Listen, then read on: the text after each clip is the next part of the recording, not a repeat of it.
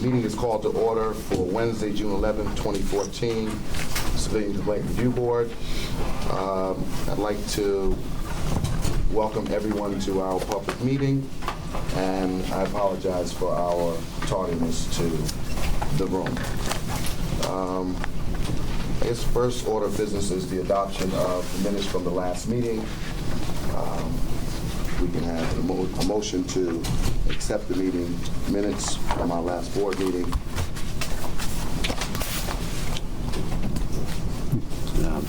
I move to accept the minutes. Okay, excellent. Now we're going to have the report from the chair, which is, excuse me? I'm sorry, all in favor of accepting the minutes? Minutes, okay. I'm going to move to have the report from the executive director. Thank you, Bishop. Good morning, everyone. It's not that early. Good morning. Thank you. In May of 2014, the CCRB received 455 complaints within its jurisdiction. This is 88 fewer complaints than we received in the same period for 2013, when the agency received 543 complaints. The total intake for the month of May this year was 1,111 cases. The board closed 557 cases in May, which is 2,186 cases to date. In the first 5 months of the year, the board closed 798 full investigations, including 124 substantiated complaints, which gives us a substantiation rate of 15.5%. In May, civilians and officers mediated 17 cases. Year to date, the agency has mediated 62 cases. And from January through May, the board closed 69 cases as mediation attempted. And in the month of May, 27 cases were closed as mediation attempted. You will see in our reports that we have adjusted our statistics from April of 2014 to reflect the changes in jurisdiction that occur with some of our stats. So while we reported 486 complaints in April, we now received 470 complaints within our jurisdiction for that month, which leaves the total number of complaints within our jurisdiction from January to April as 1,784, not the 1,809 as originally reported. To explain some of those adjustments, there are times when, upon review of a case, the team determines, and the Deputy Executive Director of Investigations determines that the case is not within the jurisdiction of the agency, though it was originally reported as such. So we make routine and regular changes to our statistics to reflect that. From January through May of 2014, the agency received a total of 2,239 complaints, which is 126 more than we received in 2013. Year to date, the agency has received a 6% increase in complaints than in the same period last year. In our monthly statistical report, we continue to report two different forms of our dispositions, one involving truncation and rate and one involving case resolution rate. You'll see that on page 8 and 9 of your report, and from January through May, the amended truncation rate, which excludes cases closed as complaint withdrawn, is 50%. In the same period from last year, we had 58% truncation rate. Looking at it as a case resolution rate, from January through May, we are at 42.5%, and in the same period last year, it was 32%. The agency's docket at the end of May was 2,420 cases, which is a 5% decrease in the number of cases from April, where we had 2,545. Measured by date, 94.5% of our open docket, our open investigations stem from complaints filed within the last year, and 64% were filed in the last 4 months. And I have to thank the hard work of the investigative teams to make that happen, because they really have put forth tremendous effort to bring our numbers down and to get more cases quicker to the panels. So I thank all the team managers and the teams for their hard work. Of the 2,420 open cases, 331 are awaiting panel review. That's at 14% of our docket. 1,838 are being investigated. That's 76% of the docket. 251 are in the mediation program, which is 10% of our docket. By date of incident, 11 cases in our docket are 18 months or older. This is 0.5% of the total open docket, and 4 fewer cases than in April of 2014. The breakdown of these cases is as follows. 2 of the cases are currently pending board review. Of these 2 cases, one was previously returned by the board to the team for further investigation, and the other case was on DA hold, for which the crime exception applies. Of the remaining 9 open investigations, the statute of limitations crime exception applies to 5 of those cases. 3 cases are currently on DA hold. 4 cases were filed months after the incident. 1 case was reopened 7 months later after it was originally closed, and 1 case was due to investigative delays. And you can see that on page 3 of your report. In April of 2014, the NYPD closed 8 substantiated cases involving 9 officers. Of these 9 officers, 1 was found guilty after trial and forfeited 62 days. 2 officers received command discipline, 4 officers received instructions, and the department declined to prosecute 2 cases involving 1 officer each. I must mention that the case where the officer received a 62-day forfeiture involved allegations not just from CCRB, but also from DA. So it was a combination case. In April, the disciplinary action rate was 78%, and total this year it's 65%. The year-to-date rate in which the department has declined to prosecute cases is 17.5%. In May of 2014, the board substantiated 14 cases with a recommendation of charges and specifications. These cases have been forwarded to APU, and you can see that in your report. At the end of May, the open docket of APU was comprised of 204 cases. Out of these cases, 2 have had dispositions modified by the police commissioner and are awaiting final disposition. 18 cases involve pleas being entered but are awaiting approval from the police commissioner. In 3 cases, the trial verdict was rendered and is awaiting approval by the police commissioner. 14 trials were completed, but no verdicts have been rendered yet. 9 trials were commenced but not completed. 36 trials have been scheduled. 34 cases were calendared for court appearances. 51 cases were awaiting their initial court appearance after charges have been served. In 10 cases, charges have been filed, and 27 cases are awaiting the service of charges. There were 2 final dispositions of APU cases in April and May. 1 case in which the APU recommended the forfeiture of 10 days, and the police commissioner disposed of the case as not guilty after trial, in agreement with the trial commissioner's recommendation, and 1 negotiated plea for the forfeiture of 8 vacation days that the police commissioner disposed of as retraining. In terms of updates from last month, I'm sorry, did you have any questions about the report? Do you want to start with that? Not yet, no. Okay. Sounds good. Thank you. In terms of what we went over last month, some of the things that the board asked me to report on were the following. Issuing and investigating a policy report with regard to witnesses taking photos or videos of incidents. What the board was interested in was the idea that there could be civilians observing incidents where there are allegations of police misconduct, and as they're either audio taping it, videotaping it, or even taking photos, something occurs with the police with an interaction with this individual. What we discovered is this is a very labor-intensive search, because if you just look up our cases involving video, audio, camera, all of the words that you might suspect, there is a vast number of cases involving those particular terms, but not necessarily involving the allegations as the board had recommended. So today, what we've been able to do is essentially we are going through the cases by closing report. So we're manually looking at each case, and I have to thank Sarah Peterson for all her hard work with Marco Soler in working to make sure that they individually looked at 902 cases and 2 closing reports from November of 2013 through now, just to get an idea of how many of those cases might be within the realm that the board is interested in. And what we have found that there are 42 cases that fall within those parameters. However, so we are working on this. What we are going to do is provide the Reports and Recommendations Committee with a briefing on what we have found statistically, and then seek further guidance from that committee. Perhaps at the next month we can have a meeting before this meeting to talk about the parameters for a report and whether or not the board wants to make a training report whereby we would just delineate certain cases where we find a pattern of activity happening, or whether you want a full-scale report on statistically how often this happens and what we're seeing. Or we could do both. So it's something that we could talk about. Yes. Trace, I think we did a report similar to that, but dealing with a different subject matter. I think it was done about, I'm going to say about 8 years ago, where we did a report on strip searches, and where we delineated 10 cases, and we gave them a summary of the 10 cases, and it was clear when you read those summaries that it clearly became a training issue, because a lot of the officers who were saying they were doing strip searches, they say, you know, we do this kind of all the time. In fact, anecdotally, we just had 2 cases, 2 panels that I sat on, where those same remarks were used. 2 female officers saying, yeah, they took me off patrol and they told me to search the prisoner.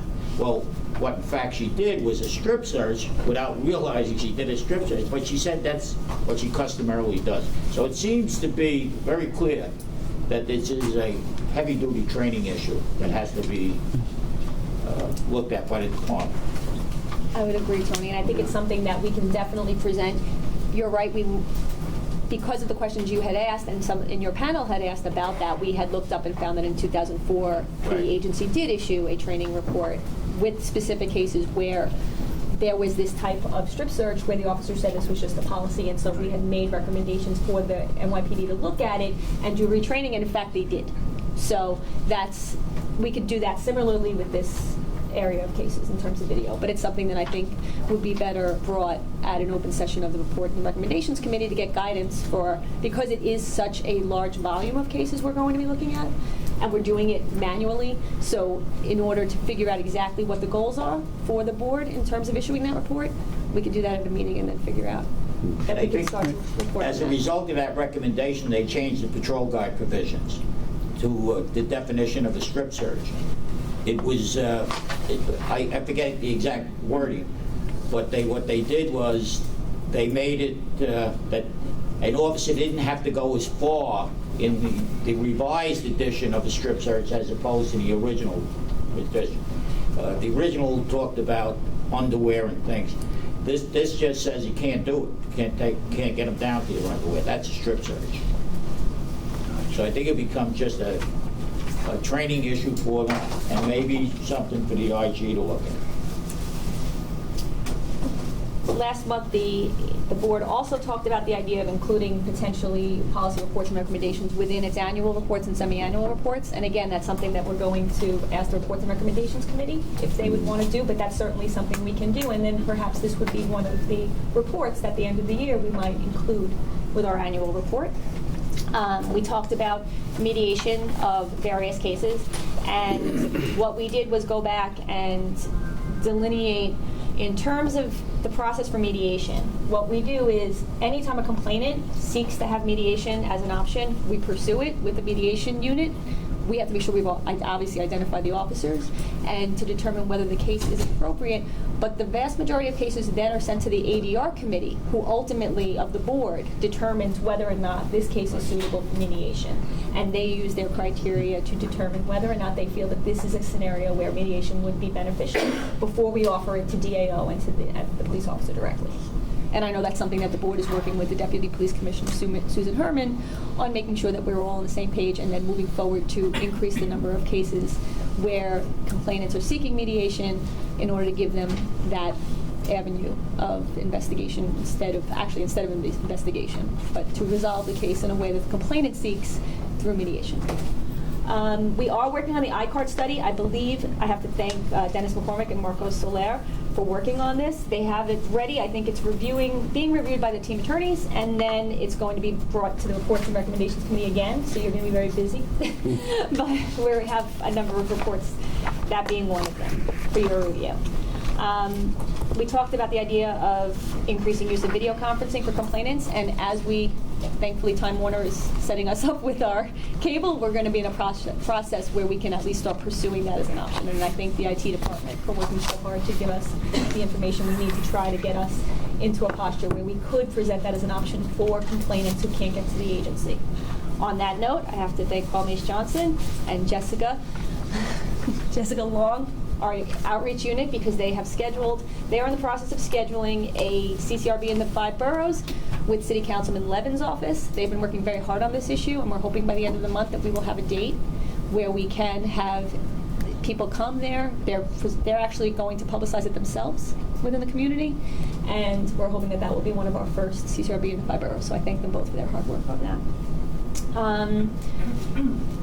I think that's about all the things that you guys asked for. The one other thing you asked for was a breakdown of the cases involving APU where the police commissioner has made a determination, and that's included in the report. So there's an actual chart involving those cases where the police commissioner reduced the penalties in terms of the case name, the parties, and information.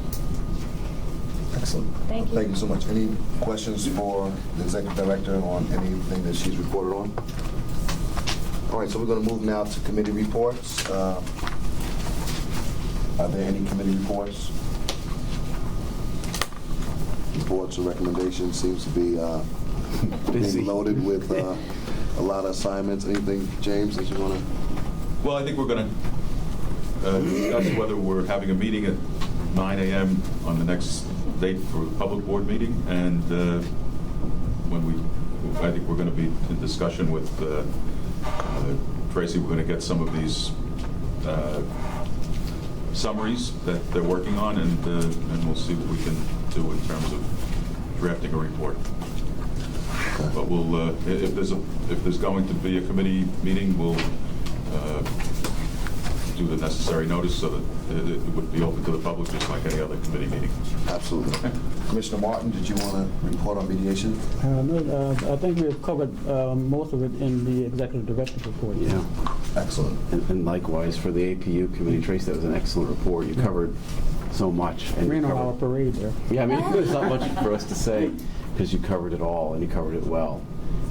As you mentioned, the APU has, I think, now an open docket that's past the 200 mark, as you mentioned. Last month, for the first time, we closed 2 cases within the APU that we prosecuted from beginning to end, or handled from beginning to end, which is very exciting. So, I just want to, rather than repeat what you said, just thank you and Laura Edidin and John Darsh and the people that work with you, the teams of prosecutors, for the tremendous work you're doing. You've made us so very, very proud. You have our complete support and our gratitude. And you also have 3 summer interns, I understand, so that can only make things better. Are they here today by any chance, Laura? Should we put them on the spot and have them say hello? Where are you guys? Why don't you say hi and introduce yourselves? Hi. Yeah. Hi, my name is Erica. We're very glad to have you here this summer. And we have 2 other interns. Hi, I'm Keisha Pryor. Hi, Keisha. Welcome. Hello, my name is Olga. I'm also an intern in APU. Great to have you with us. And that concludes the most important part of our report. And outreach has been very, very busy. Brian Connell, who's been leading the charge with outreach, along with Carl Mace, has really been very robust in their activities. And Brian, would you like to talk about, I know you've had a couple of recent meetings at NYC developments, one being Queensbridge Houses, my old residence. And so why don't you talk a little bit about the success of outreach over the last 3 months or so? Yeah. Actually, I have a. Why don't you stand so everybody can hear you? Sure.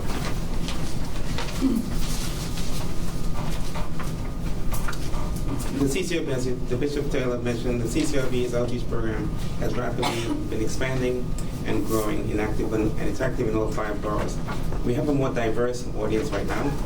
We conduct presentations in community boards, libraries, high schools, universities, senior centers, religious organizations, and community-based organizations. We achieved a significant milestone a couple months ago in April. We actually eclipsed over 100 presentations for the year. To date, we have completed 133 presentations.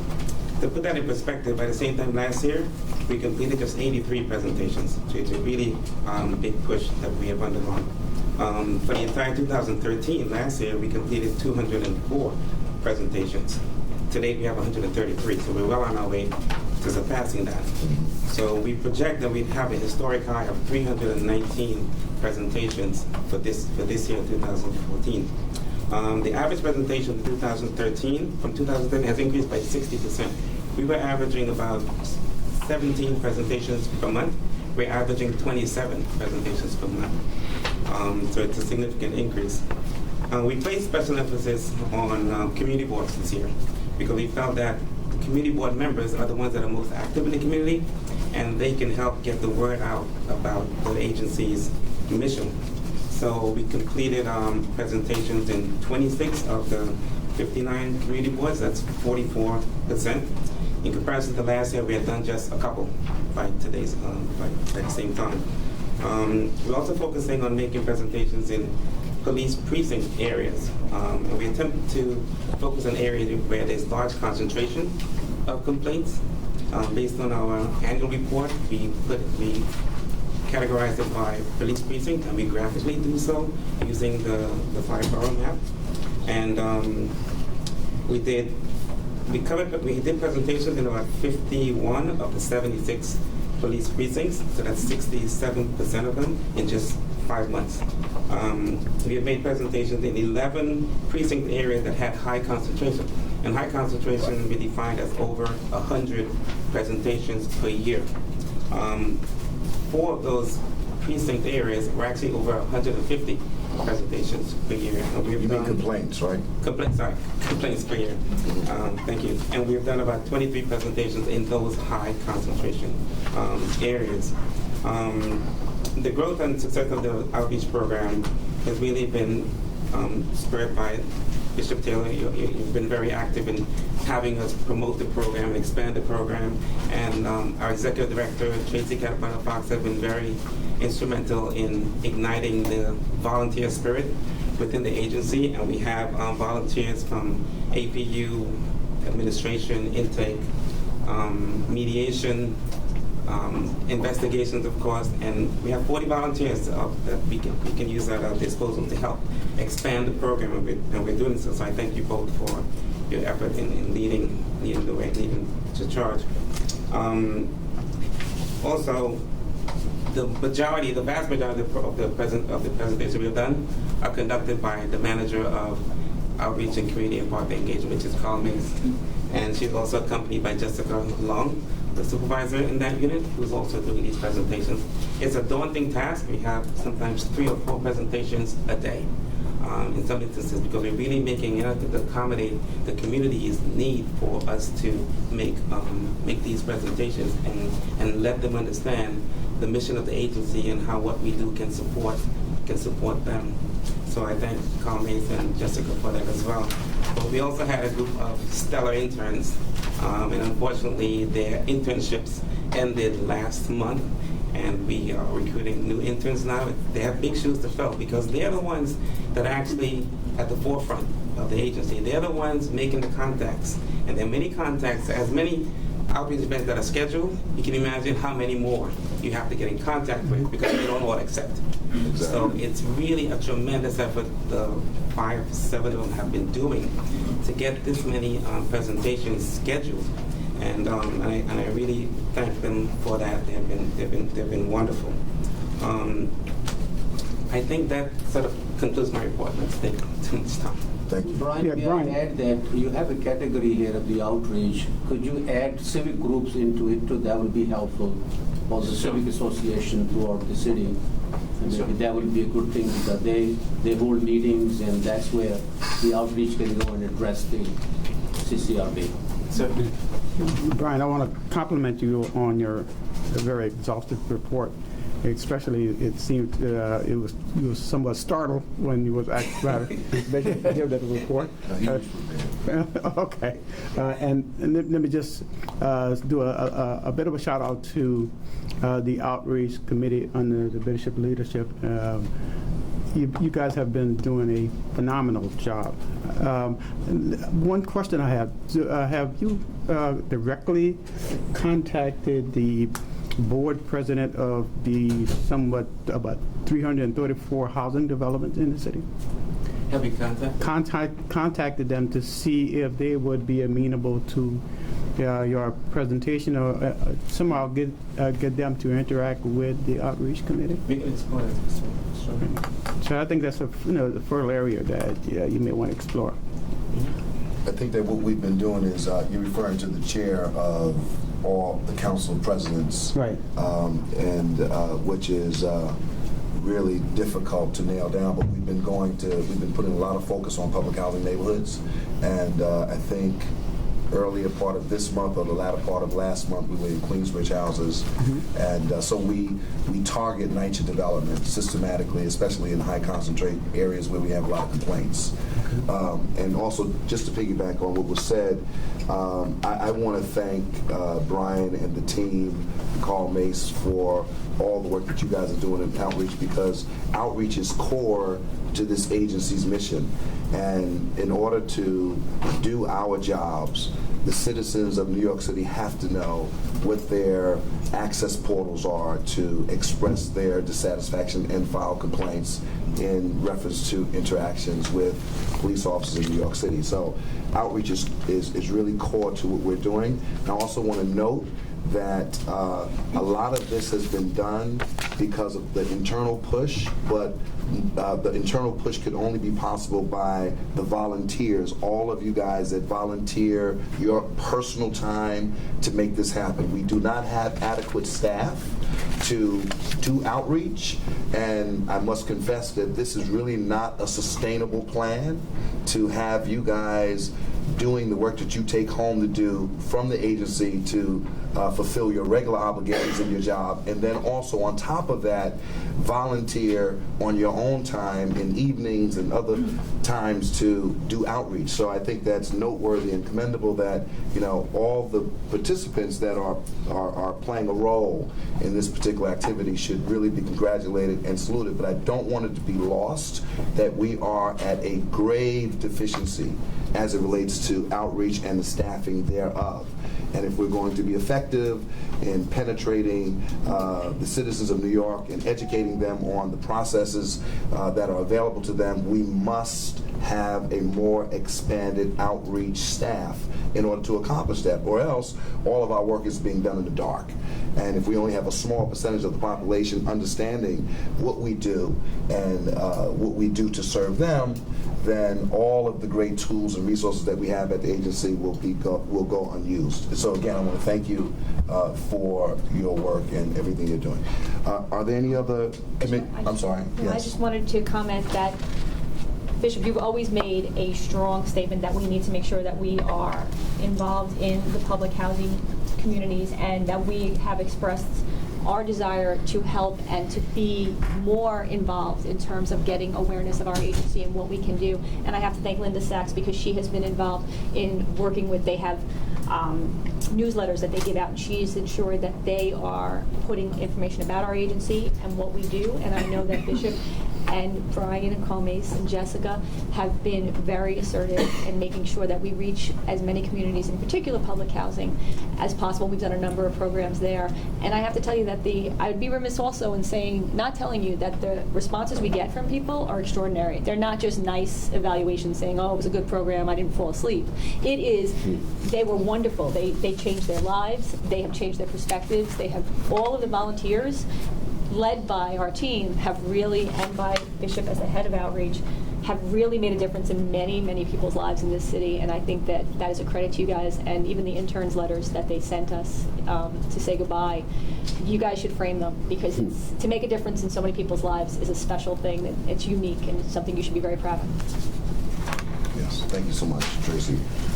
If there are no more reports from committees, then we're going to move to old business. And I think that, again, Commissioner Liston referenced the fact that your report was so exhaustive that you kind of recapped and debriefed on some of the old business that was dealt with in our last meeting, especially as it relates to videotaping by observers, and with the advent of smartphones and devices and things of that nature. I totally agree with the comments that were made that there has to be intense training on behalf of the police department to orient officers and such alike on how to respond and react to the public if they decide and they're at a safe distance away from the police scene to capture the incident on their devices, that there's no retribution or negative response to that. And so I agree that there has to be some more training on that.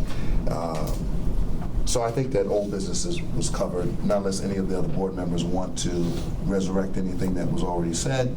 If not, we can move to new business. Do we have any new business that we want to discuss? Tony, did you have any new business issues that you wanted to bring up? Boy, this is a historic low. All right. Or high. Tracy, I wasn't going to say that. Yeah. You look good, Tony. Yeah, excellent. Okay. All right, so, all right, he's going to say something. I was coerced. I believe it. Okay, we're going to move now to public comment. And I think we have first on our list and last on our list, Mr. Chris Dunn. Every public meeting of the CCRB changes my life. I believe that too. That was a lot of self-congratulation, a little too much for my taste. But the first thing I want to say, and I don't direct this to you, I direct it to City Hall. I guess I should be talking to the camera. I assume the mayor is sitting there watching this as we talk. It's June 11th. There's no new chair. I don't know what's going on. The mayor has spoken often and loudly about his interest in police oversight. You are the city police oversight agency. Much as I love all of you, you're the old regime, and maybe you'll be part of the new regime, but I want to know where the new regime is. And that needs to get here. I think all of you are a little bit hamstrung because you recognize that you're a little bit left out there without leadership, at least without formal leadership, as good a job as you are doing. So I make that pitch not to you because you're not responsible for it, but to the mayor's office. Well, I make a pitch to you then, Chris. With all the contacts that you have, can you prevail upon your people to start making some phone calls now that we're at June 11th and we still don't have a chair? Tony, it would be nice if I could just send emails saying, by the way, here's the new chair. Would you guys please get him or her down here? It doesn't work that way. So it's as much a mystery to me, Tony, as it is to you. I don't know what the explanation is. What I do know is it's important that this board have a chair, that it be fully staffed, that it be ready to go for the new day as opposed to the old. And I appreciate a lot of the work that you're doing. It's quite sincere, it's quite important, but all of you are kind of up in the air because what's going on, and we on this side of the curtain are up in the air because presumably there are going to be changes. There's going to be a new chair. Where that person is, who knows? Okay, in terms of the report, Tracy, I want to start with the 18-plus month cases. Let's start with the good news. The last few months, those have definitely come down. There's only one case that I see in this report that's on your dime, which is terrific. And I just want to say, because I say a lot of negative things, I just want to say it's a very positive thing that you've gotten that down. It looks like the cases, the categories behind that are also coming down. So it just looks like generally the age of the docket has gotten much better, and that's true. But there's an asterisk that I need to ask about. And you didn't mention this in your presentation. There is a table in this report about a reconciliation for 2014 about Department disposition of cases. I am looking at page 28.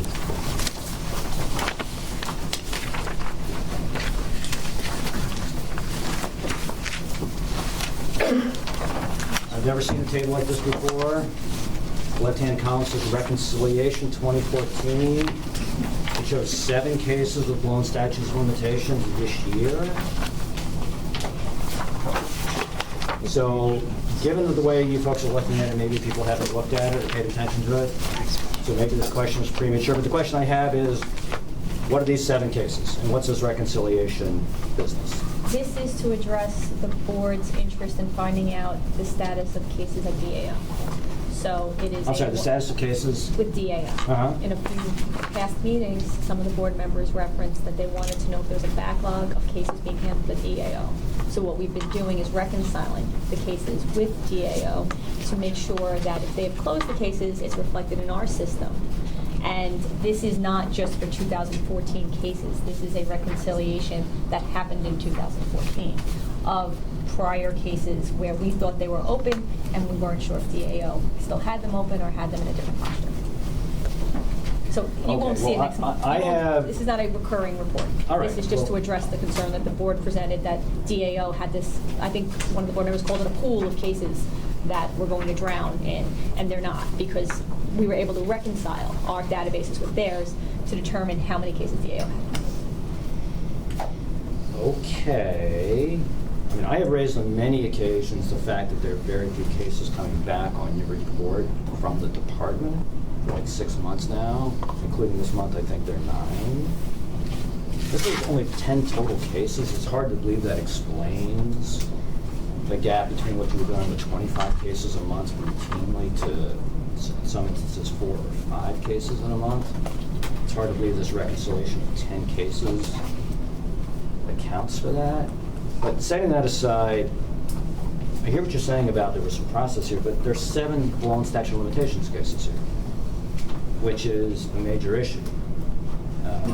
And I don't know if the statute ran while the case was here, the statute ran while the case was there. All I am saying is, wherever it ran, that's a big problem.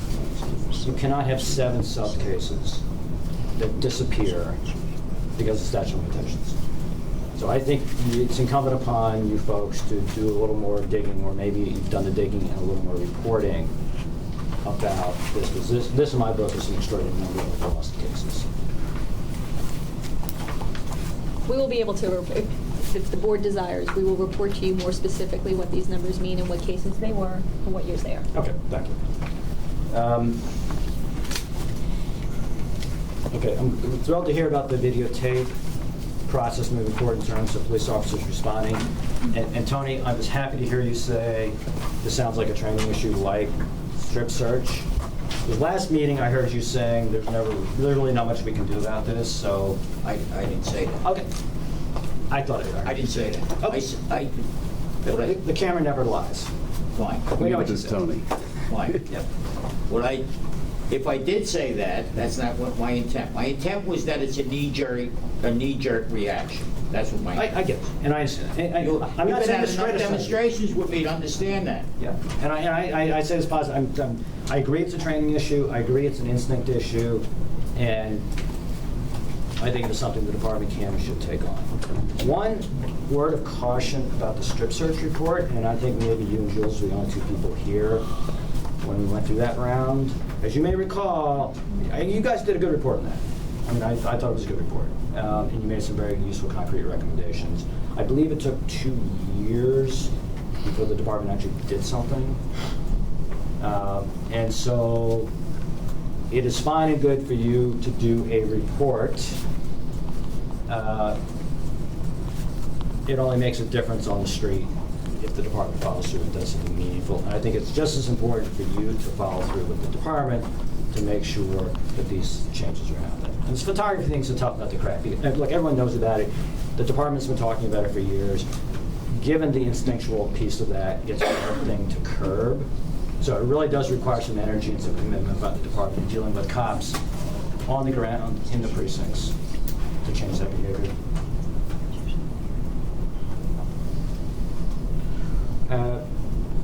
Videotaping complainants. You gave thanks all around, but you didn't include me in that, Tracy. I think it's great that you're doing that. I mentioned that at the last meeting. If you really pursue that and follow through that, that would be a very significant step, I think. We can break through the bottleneck of people having to come down here to be able to get sworn complaints. That's a terrific step. And kudos to you for pursuing that. Do you have any sense? I heard you say the words Time Warner, which all of in my head I just think of months of delay. But do you have any sense of when that might come to pass, or at least when you make a decision about when, if you will actually pursue that?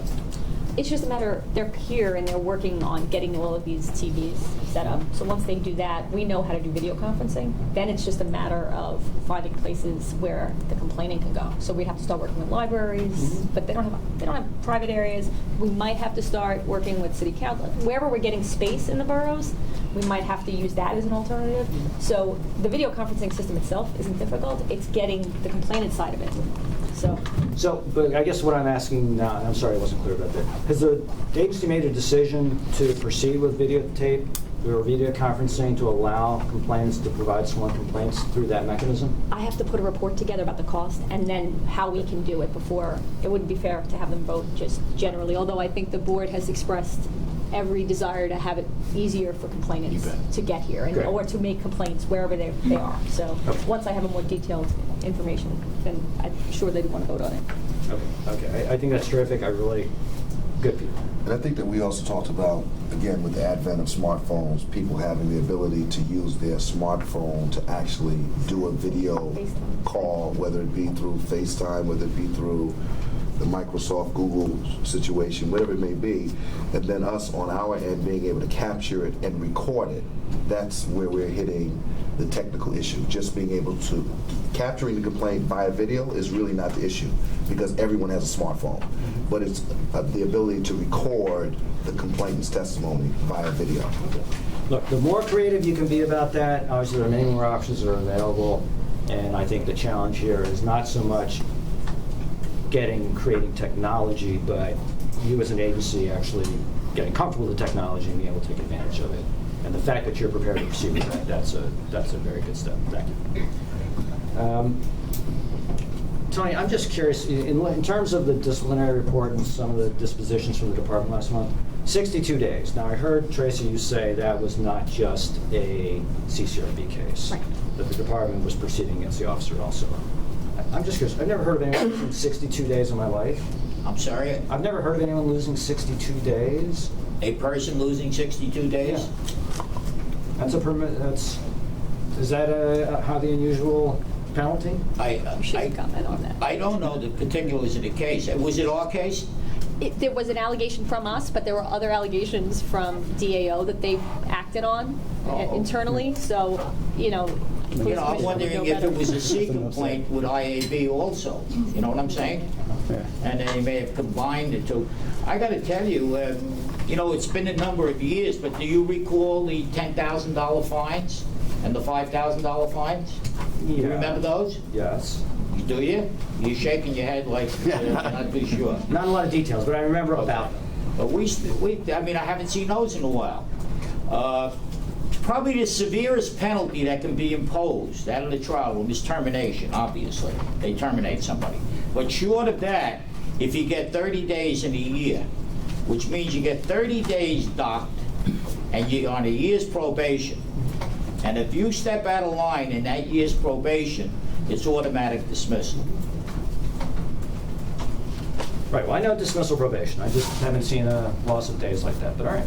Yeah, well, So the final thing I want to ask about was you added this page about variations or ultimate commissioner disposition of cases that you handle through the APU.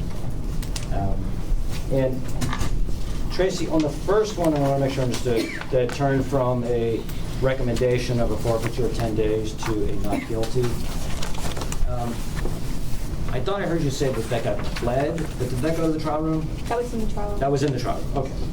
And then the second one where the trial commissioner found the officer guilty and recommended 8 days. And the report says guilty retraining. That's a pretty big change. I just want to make sure in terms of terminology, when you say retraining, are we talking about instructions? That is something that we're trying to clarify with NYPD. Okay. That's their language. That's their language. All right. Because that's not a disciplinary category that at least I have seen. Tony, have you seen that term? well, I know No. they sent people for additional training, for a whole host of reasons. They had the sensitivity training. They sent people back to that if it involves anything that has to do, racially or ethnically. Well, I understand that, but that typically is not a disciplinary penalty. This isn't typically a disciplinary category that we've seen before. Yeah. So it is something that we're trying to Have you clarify. seen it before, Trey? No. No. No. Typically would say instructions, and that might involve training or some other, like you were discussing, but we're trying to clarify with NYPD. Police Commissioner Bratton is clearly making headway in terms of how he wants things to proceed and how he wants officers to be disciplined. And so this may be a new category he's considering. We don't know, but we're certainly working to find out more. Okay. Well, so I had that question, but I'm glad to see that you're providing more detail about this. Clearly, as your docket shifts more and more into APU land, I think that you will find there's a lot more reporting you can be doing on the APU cases. And I've always said this, I think your reporting generally on investigations is quite good. And I think you have some catching up to do on that, but you seem to be doing that, so thank you. That's all I have to say. Excuse me. I actually signed up when I came in and said I wanted Okay, come. Thank you. Okay. Please state your name and agency when you come. Do we have the list, the sign-in list? It's out there. Well, that's not helping us out there. We need it up here. Thank you. That's what I was asking. Thank you so much. What? No, it's only a couple of people want to speak. So, hello. My name is Candace Tolliver. Good morning. I'm the Assistant Advocacy Director at the New York Civil Liberties Union. I just have some statements about last week. I'm going to read them because I don't want to forget anything. That's cool. Working as a police reform advocate, I see firsthand the lack of trust the community has for the CCRB's ability to bring oversight and accountability to the NYPD. The lack of access that many communities have, particularly low-income communities of color, have shared services make matters worse. After last month's meeting, I've identified another barrier for the community: fear of board hostility to public comment and questions. I was deeply saddened when I saw Nahal Zamani shouted down and berated for our comments and questions. I sat in disbelief as she was told that questions were not for this portion of the meeting, and was asked, have you ever had a gun pointed at you, or have you ever been shot?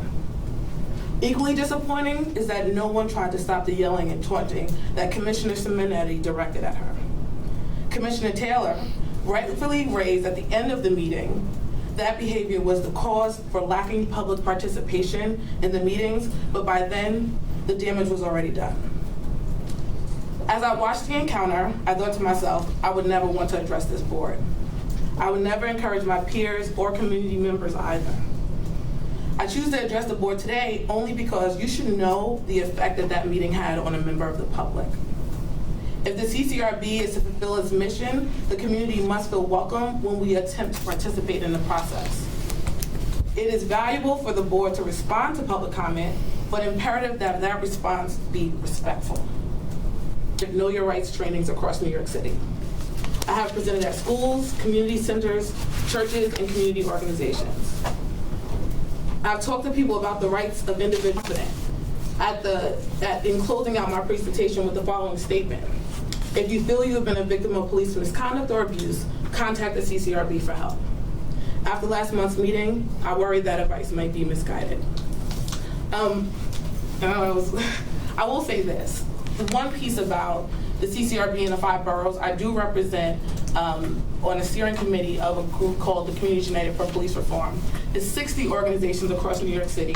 We worked really hard to pass 2 bills at the city council level, one creating the inspector general and the other a ban on profiling by the police. And that group would be really interested in knowing more about the 5 borough things. These people are in the communities in which people are really encountering police misconduct.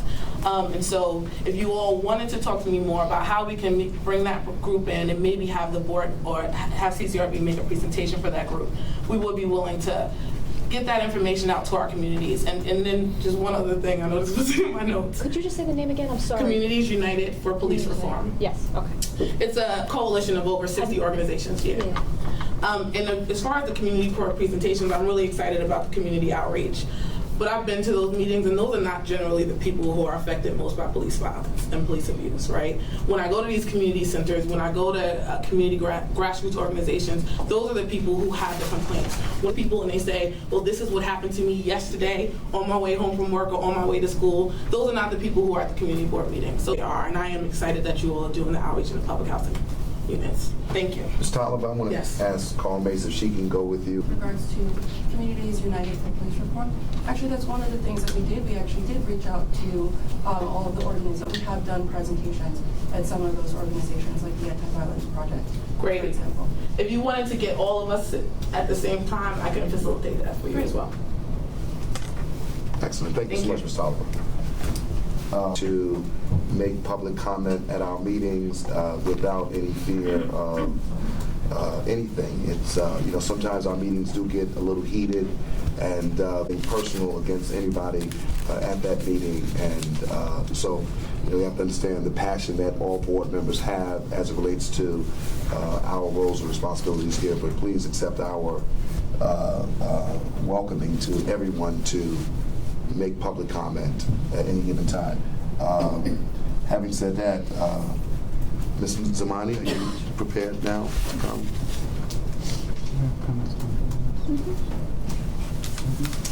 So again, my name is Amal Zamani. I'm the Advocacy Program Manager with the Center for Constitutional Rights. And I just wanted to express my gratefulness for being able to join you all during last month's meeting and be able to participate in the public comment portion.